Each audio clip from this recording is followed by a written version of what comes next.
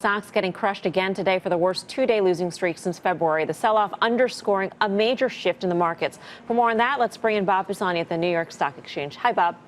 Hello, Melissa. Will value finally outperform growth? That's a big question. For the past 10 years, growth has outperformed value, and by a lot.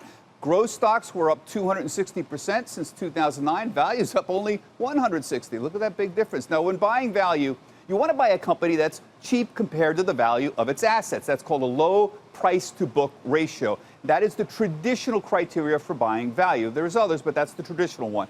Value stocks can change over time, but right now, most value stocks fall into three main sectors: consumer staples, energy stocks, and bank stocks. Now, in the last week, there's been some evidence that investors prefer value, or at the least, that value is not being sold as much as growth.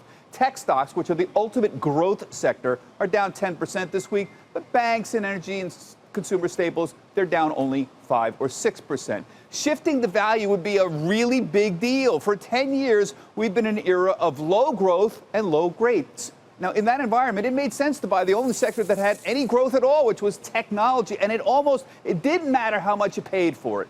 But now things are changing, or maybe changing. We may be moving into an era of higher growth and higher rates. And in that environment, owning tech may not be as desirable as it used to be. That's the problem. It may be more desirable to own value stocks. Unfortunately, we still need to have the dust settle out before we can see a really clear trend. Back to you, Melissa. All right, Bob, thank you. Bob Pisani at the New York Stock Exchange. So how can you tell the difference between a growth stock and a value stock, and what exactly does that mean?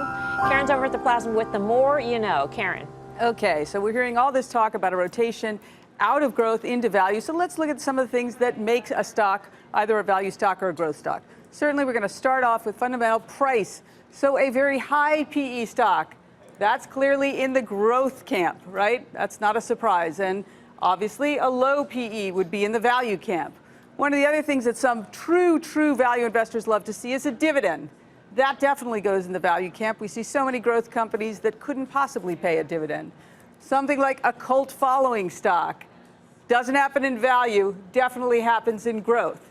So now let's go to a particular industry and see what kind of names we have and where they fall in the growth value spectrum, right? So Best Buy, this is definitely a value one. We all know the story here that Amazon threat. This stock trades very cheaply and they've been able to survive. That's definitely in the value camp.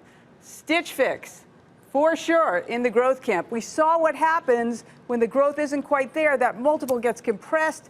The stock really gets crushed. So that's the downside of growth. On the value side, we have Macy's. They've been able to turn the story around a little bit, and yet the stock is very cheap, very low PE multiple. And then sort of medium between Stitch Fix and some of the other ones is Ulta. High PE, not super high, but this is a cult following. They've had tremendous growth. But if they miss, that stock could really come in. So what I really like to do is find GARPy stocks, which means growth at a reasonable price. And that leads me to the bullseye, Target. This is one where you get some growth and you have a reasonable price. So it's both growth and value. Hey, Karen, it's BK. Hey, BK.